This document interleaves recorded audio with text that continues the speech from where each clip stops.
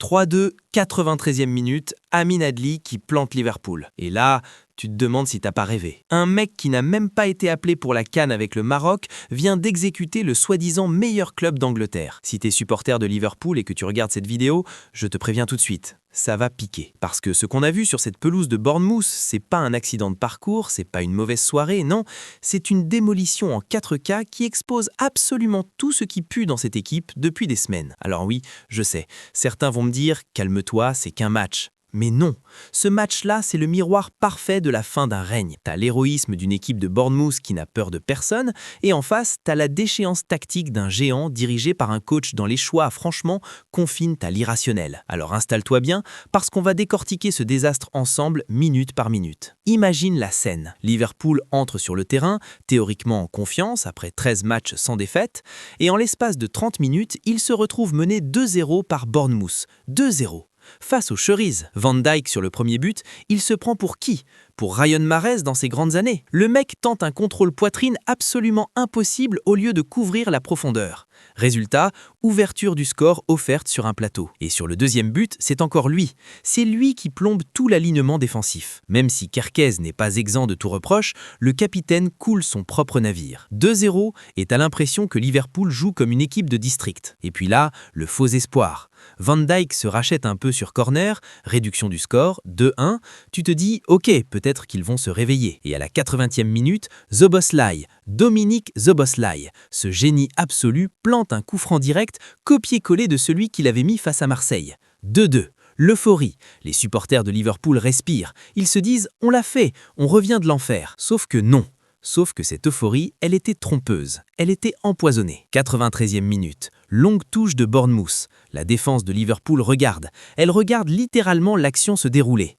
Et Amin Adli, ce mec que le Maroc n'a pas jugé bon de convoquer, il surgit et il plante le but de la victoire. 3-2. Fin du match, fin de l'invincibilité et surtout fin du mythe. Parce que soyons honnêtes de Spound, ces fameux 13 matchs sans défaite, c'était quoi en réalité? 90% de ces matchs, c'était des nuls médiocres. L'invincibilité, c'était un écran de fumée. Et là, Bournemouth vient de déchirer ce rideau pour exposer la vérité au grand jour. Maintenant, parlons du cerveau de l'opération, ou plutôt de son absence totale de logique.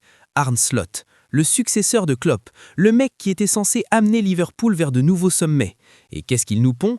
Un 4-4-2-2-2. Oui, t'as bien entendu, un 4-4-2-2-2 illisible, incompréhensible, qui asphyxie complètement son équipe. Comme je dis toujours, s'il y avait eu plus d'espace sur le terrain, il aurait probablement rajouté des joueurs juste pour boucher ses propres lignes. C'est une hérésie tactique qui a tué toute possibilité de transition fluide. Et ses remplacements? Parlons-en de ses remplacements. Il sort McAllister, il sort Frimpong, alors que l'équipe a besoin de contrôle, de stabilité. Et qui il laisse sur le terrain? Salah, qui est un cadavre ambulant depuis des semaines, Gakpo, qui est transparent, c'est une insulte à la logique sportive. Et Ekitike? Pourquoi il n'a pas fait débuter Ekitike? Slot préfère bricoler avec des cadres en bout de course plutôt que d'injecter de la vie, de la faim, de l'envie. Son crâne qui brille là semble complètement incapable de lire le jeu. Maintenant, Van Dijk, le capitaine, l'homme qui était autrefois le meilleur défenseur du monde, le bulldog que tout attaquant craignait. Aujourd'hui, un fantôme qui se contente de reculer. Son impact psychologique est à zéro. Les attaquants ne le respectent plus. Sur le premier but, on l'a vu, il se prend pour Ryan Mahrez dans ses grandes années. Sur le deuxième but, il plombe l'alignement. Et sur le but d'Adli à la 93e minute, il regarde l'action comme un spectateur dans les tribunes. Ses grimaces après le but n'y changeront rien. Il peut faire toutes les têtes de dégoût qu'il veut. La réalité, c'est qu'il n'a plus l'impact d'un leader. Il n'effraie plus personne. Et face à ce cadavre défensif, un seul homme a tenté de porter le club à bout d'abras. Seul, dans le désert, Dominik Szoboszlai. Ce mec réalise une performance de niveau ballon d'or dans une équipe qui ne le mérite absolument pas.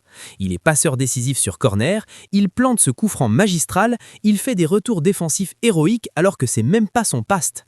Il est actuellement le meilleur tireur de coups francs d'Europe. Et qu'est-ce qu'on fait de lui? On le sabote. Le système de Slot détruit littéralement la saison de Szoboszlai. On lui gâche son prime sous nos yeux. Et franchement, s'il finit par partir pour un projet plus solide, personne ne pourra lui en vouloir. On est en train de niquer la carrière d'un génie. Mais un homme seul ne peut rien quand ses lieutenants sont des cadavres ambulants. Mohamed Salah. On ne parle plus de méforme là. On parle d'un mec qui traîne sur le terrain depuis son retour de la CAN.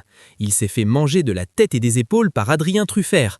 pocketed, mis dans la poche, bouffé sans aucune forme de respect. Et Florian Wirtz, une prestation catastrophique.